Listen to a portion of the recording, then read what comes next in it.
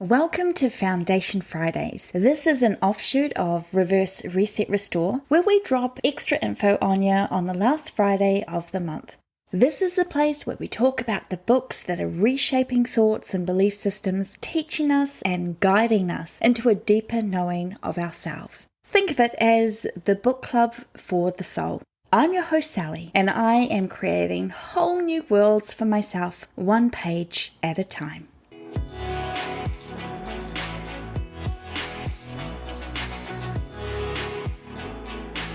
Hello and welcome to our monthly book club. I'm so excited about this Foundation Friday episode. I don't even know how this book ended up in my hands.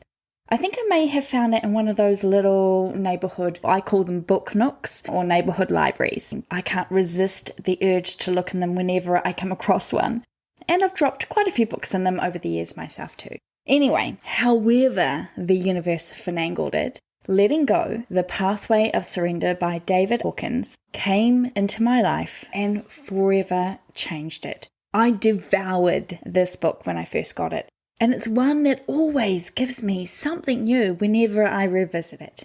I could sit here for hours reading the whole thing to you. Of course I won't, but there is so much in this book that I'm thinking I may end up doing a special series on it to cover all the content within these pages, because one episode just doesn't seem enough. And I know I've already quoted it in past episodes. It's a book that has just made a lot of sense for me. The reason this book resonates with me so much is because David so eloquently speaks on many topics which I have found that I've come to similar conclusions to on my own personal journey of healing and self-discovery. So it's kind of confirmed or amplified my path of my own truth. And that is always an uplifting thing when you realize that the beliefs you've been cultivating, the self-improvements you've been building, deep foundations into your soul are shared by others. It's a transformative guide to understanding the power of surrender as a means to find inner peace, emotional freedom, and spiritual growth.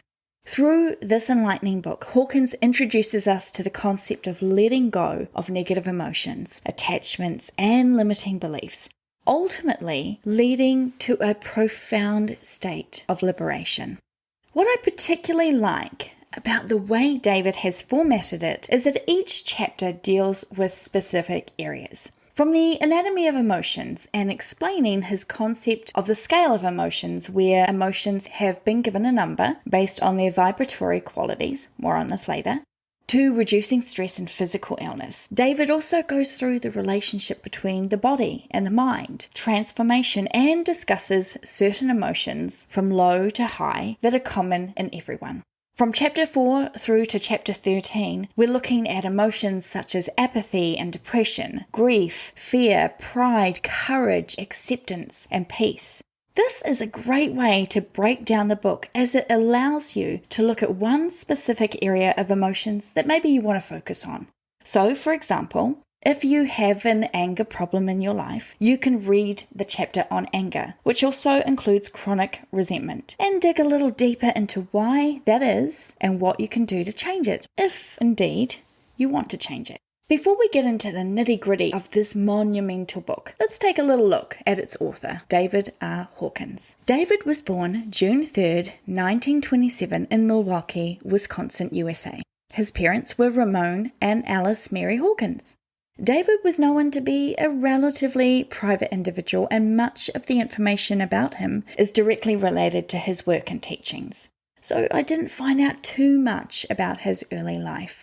I do know that he was raised Episcopalian, but as a teenager became an atheist, attributing this shift as the result of reading The Age of Reason by Thomas Paine.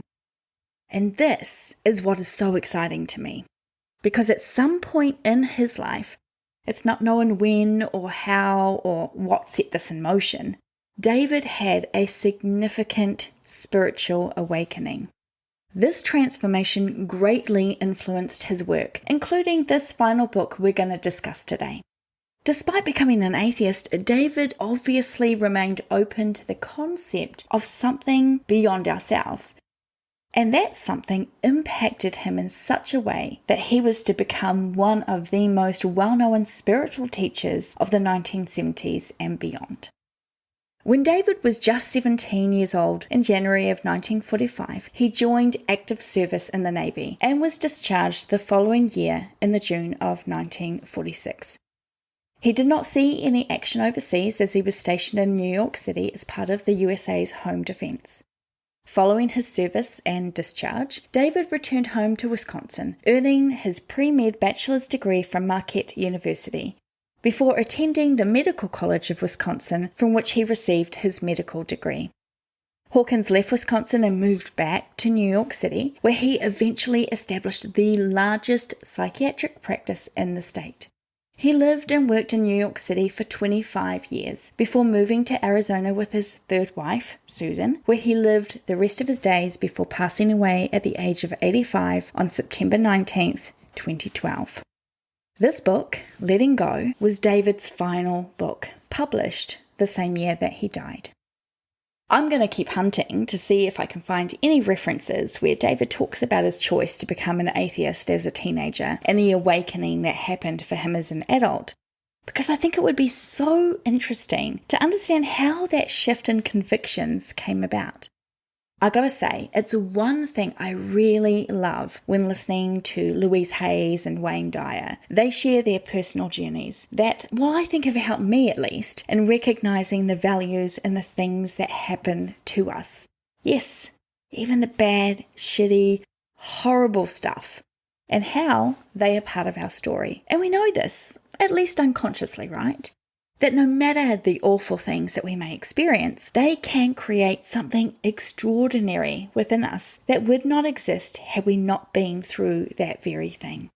Perhaps I wouldn't be sitting here talking to you right now had I not gone through the things I have. And perhaps you wouldn't be listening to me if you hadn't gone through your experiences too. The reality is that it's easy to get caught up in living that endless pain of our traumatic experiences. And some people prefer that or need to keep reliving it for whatever reason.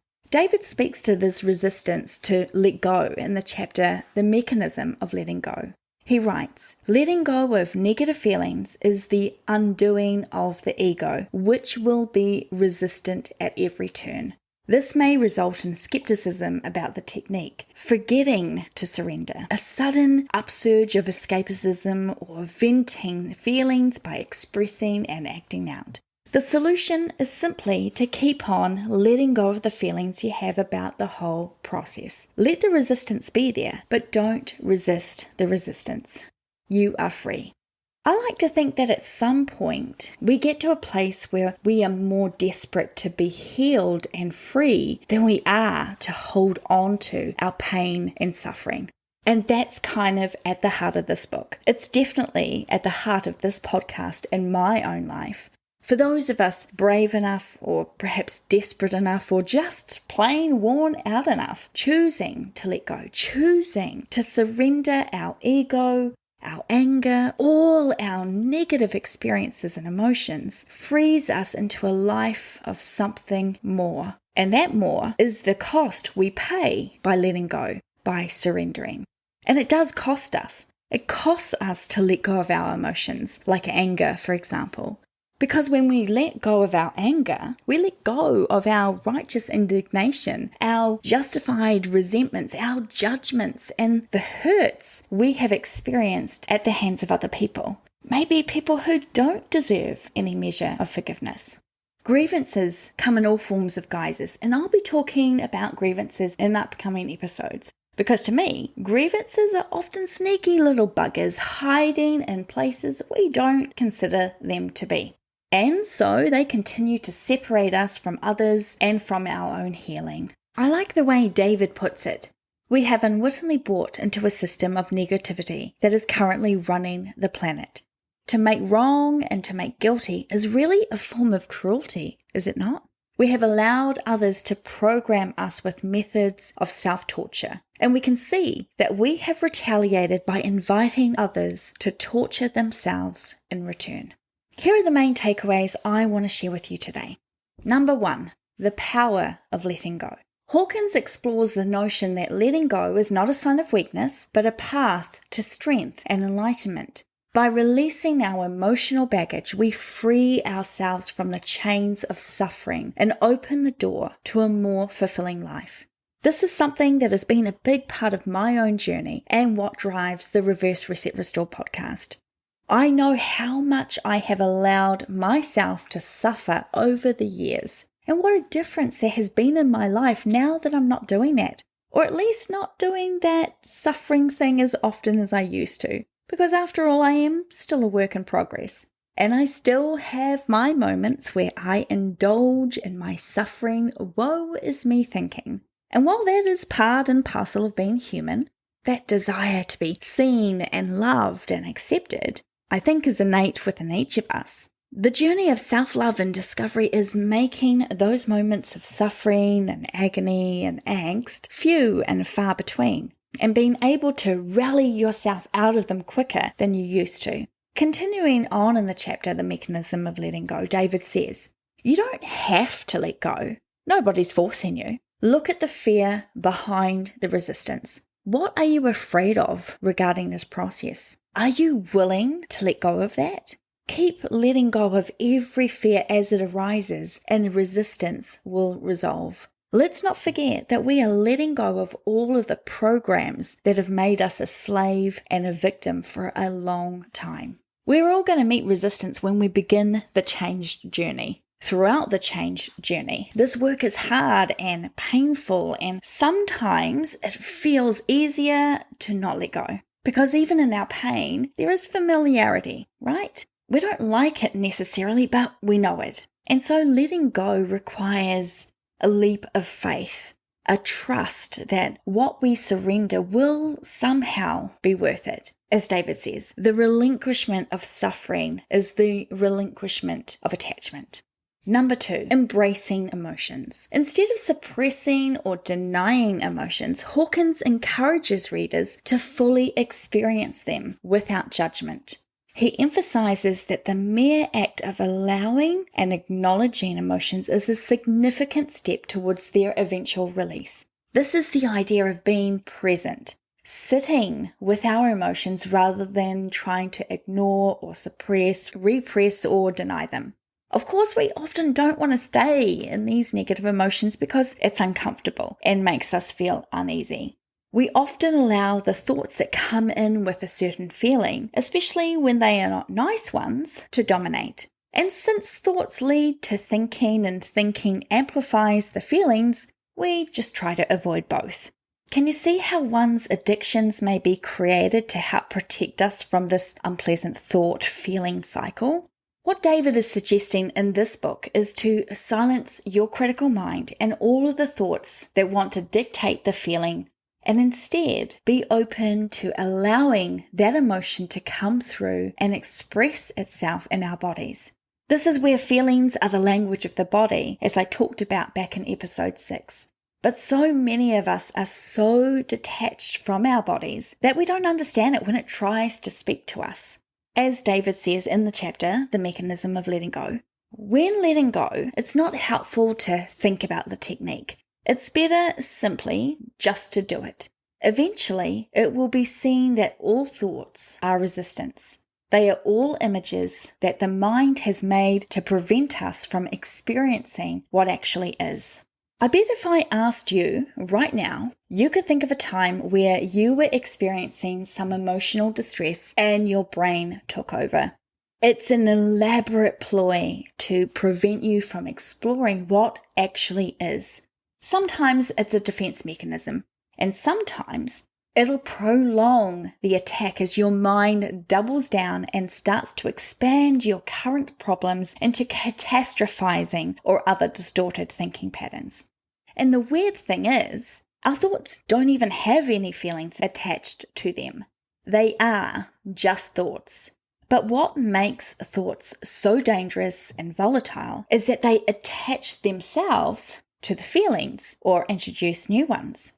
If we're feeling courageous enough to stay in the feeling and allow ourselves to experience the emotions without the compounding thoughts that want to share their incessant chatter, we find that letting go is a matter of choice. In the chapter, The Anatomy of Emotions, David writes, "Every emotional experience is an opportunity to go up or down. Which do we choose? That is the confrontation. We have the opportunity to choose whether we want to hang on or let go of emotional upsets. We can look at the cost of hanging on to them. Do we want to pay the price? Are we willing to accept the feelings? We can look at the benefits of letting go of them. The choice we make will determine our future. What kind of future do we want? Will we choose to be healed, or will we become one of the walking wounded? I've been a walking wounded. Don't recommend it. The cost to live in suffering and driven by ego and people-pleasing and feeling never enough has brought me to the brink of suicide more than once. I'm very fortunate that I have strong foundations driven deep down into the center of my being that despite all the years of garbage, of pain, and the suffering that I've endured, I ultimately have been able to pull myself out of that mire or back from the precipice of my ultimate demise. But I have struggled to stay here at times, in spite of knowing I am loved, in spite of my own hopes and dreams and desires. I've had to dig down deep to stay. And those struggles, all of that pain, maybe it's a bigger gift than I can still understand even now. Maybe because of my experiences, I can help others. Maybe I'm helping someone like you by laying bare the struggles, the trauma, the truth of my experiences here in this world, to let you know that you are not alone, that there is always a way to get through it all to the other side. Maybe I'm reminding myself as well. Number 3, levels of consciousness. The book introduces the concept of the map of consciousness, which categorizes human emotions and states of mind on a spectrum from low vibrational levels, guilt and shame, to high vibrational levels such as joy and love. This map offers readers a framework to understand their own consciousness and to make choices that elevate their state of being. We all know someone who is always angry or apathetic or living in feelings of shame and fear. You can feel it. It pours out of them. It usually makes you want to avoid being in their negative energy, right? People like that are hard work, and it's painful and exhausting to be around them. Unfortunately, they often have a self-fulfilling prophecy of feeling rejected because their attitude, beliefs, and thoughts are carried out in their behaviors, creating space and the opportunity for people to reject them. A vicious cycle of self-sabotage, seemingly at the hands of others. When we operate out of these types of negative emotions, we're keeping ourselves small. We allow space for resentment and bitterness and fears to drive us. We allow ourselves to let our worries and anxieties dictate how we interact in the world. It's no wonder that we have higher levels of anxiety disorders than ever before, and suicide rates that continue to escalate across all age groups than at any other time in human history, despite the benefits we enjoy in our modern age. When we elevate our consciousness by actively participating in how we choose to respond, by becoming more mindful and thus taking on personal accountability for our choices, we shift away from these lower vibratory levels and spark change, not just in ourselves, but in how others will perceive us too. Just as we all know someone who kind of puts us off by their attitude and behavior, we can also probably recall someone in our life who makes us want to be around them all the time. Their joy, their peace, and love for life is a natural mood lift. I fall into the room lights up when I walk in category, so I've been told many a time that's not just me gloating, but I'm going to own it. So when I was struggling with depression, I struggled hard. I tried to maintain that bubbly, friendly, loving personality because I was so afraid of being rejected if I told the truth of where I was at. I still struggle with this, if I'm going to be honest with you. I'm still under construction working in this area because I'm undoing years of thinking and beliefs that my worth to other people was based on how I made them feel. Maybe you can relate. What a heavy burden to walk around carrying. When I read what David wrote in the chapter The Anatomy of Emotions, I cried hard, y'all. This spoke into my heart so intensely, and I hope it kind of does the same for you. So the question is, how long do we want to go on suffering? When are we willing to give it up? When is enough enough?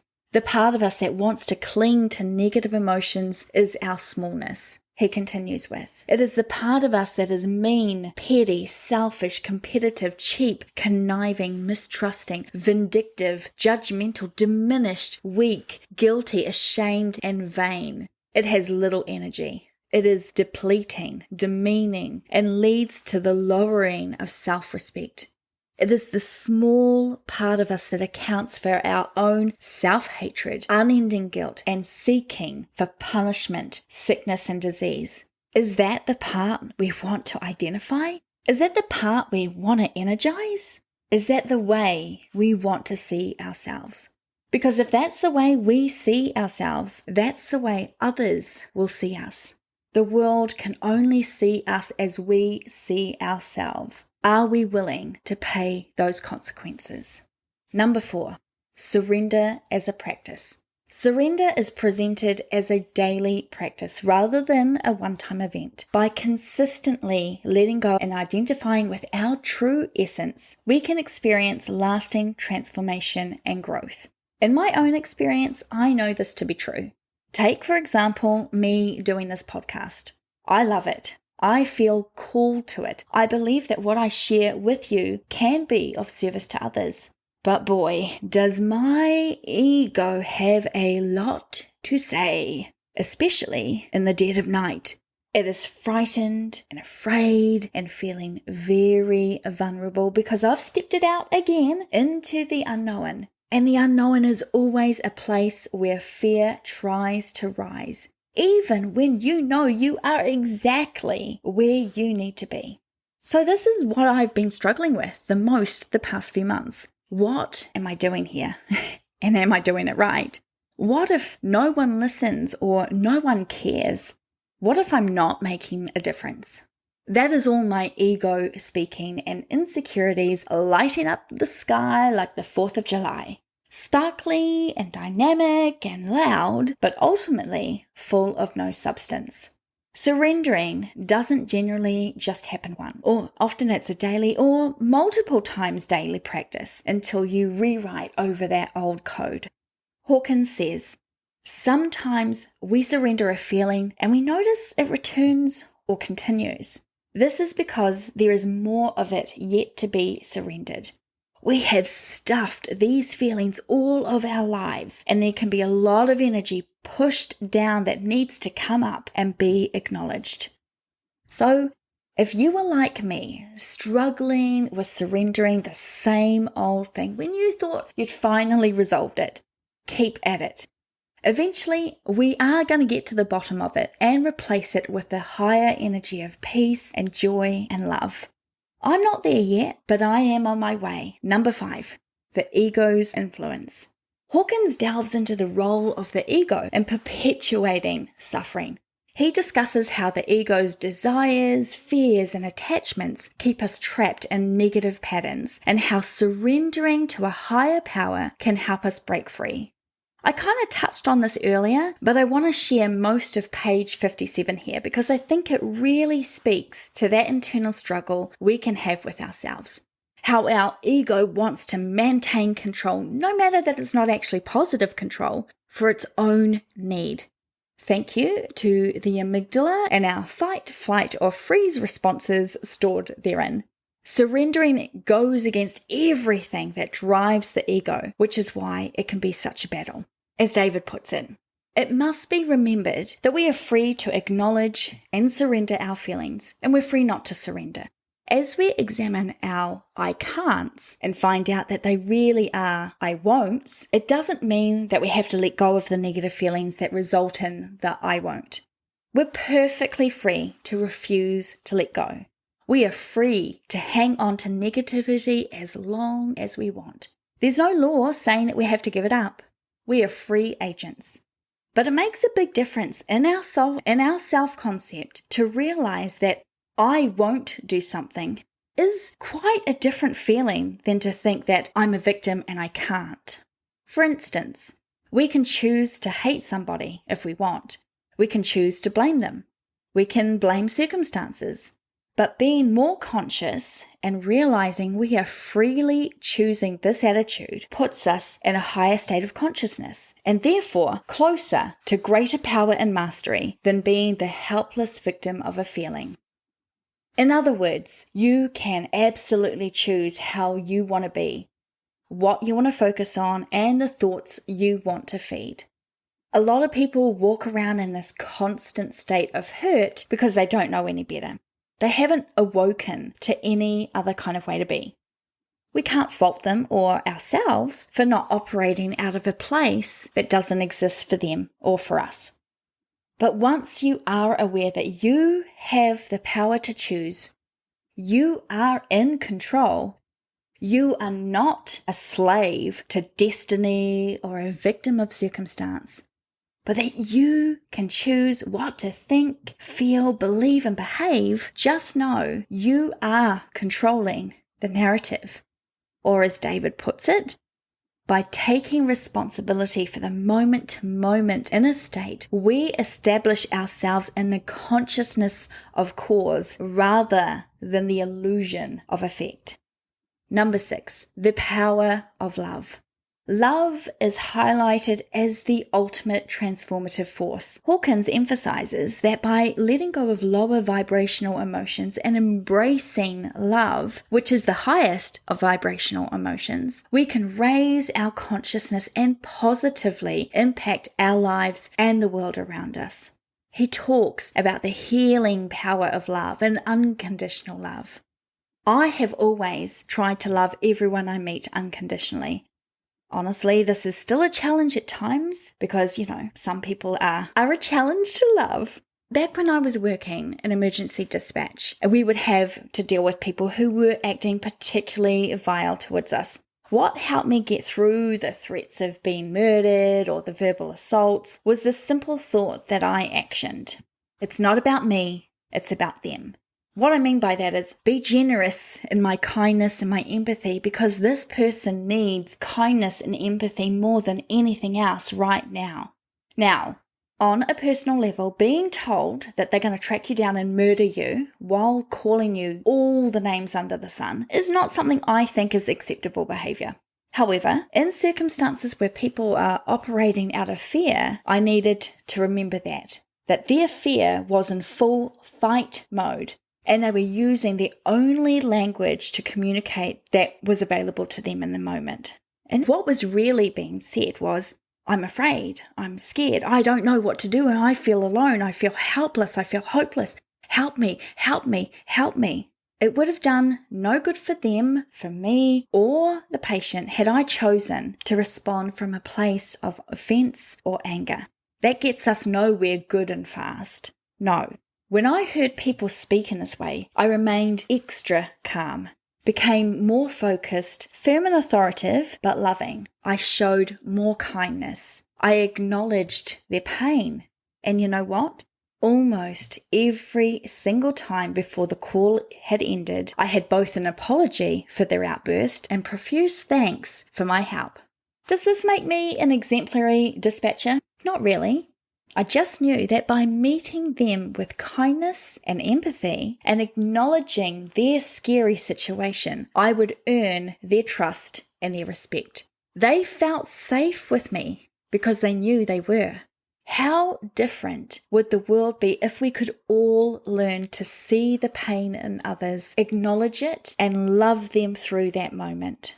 I surrendered my own feelings and my rights to be offended, and in so doing, did as David writes. Surrender is not an action you do, it is an attitude you adopt.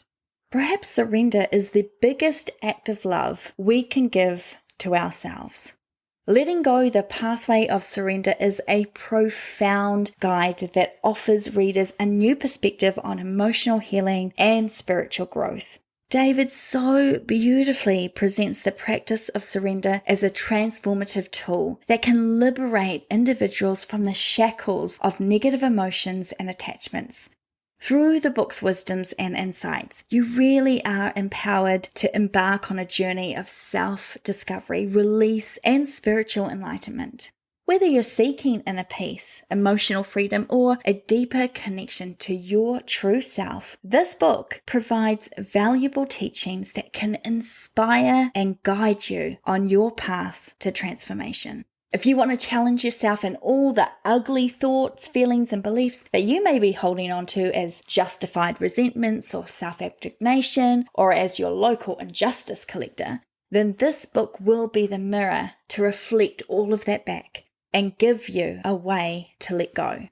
Thank you for joining me today. As you can tell from the length of this episode, this book inspired a lot of thought and internal reflection in me. I hope that it can do the same for you. Let me know what your thoughts are of this book, this episode, and Reverse Reset Restore in general. Come hang out over at the Foundation Fridays Facebook group or join me on the Reverse Reset Restore Facebook page. I would be so honored if you take a moment to give me some love by reviewing Reverse Reset Restore. Every review helps the old algorithm land to move my podcast into places where other people can find it. And I'm all about sharing the love and the experiences of self-discovery and change that all of us can have if we choose it. On our next Foundation Friday episode, on the last Friday of next month, I'll be talking about Gabor Mate's book, When the Body Says No. This book was prescribed to me by my doctor. Get yourself a doctor who will prescribe you books, my friend, and not just pills. And you have got yourself a doctor who actually treats you like an individual human being, an increasingly rare thing in this world. I love you. I think you are awesome, and I think you are worth doing the work of letting go of all the things holding you back, the real and imagined. I'll let David have the last words to finish off this episode of Foundation Friday. This quote is about forgiveness, and in a world where forgiveness has been replaced by cancel culture and virtual signaling and justified resentments, we can't truly surrender and find freedom for ourselves if we can't relinquish our need to be right or to hold broken people's actions up to prove we are the better person.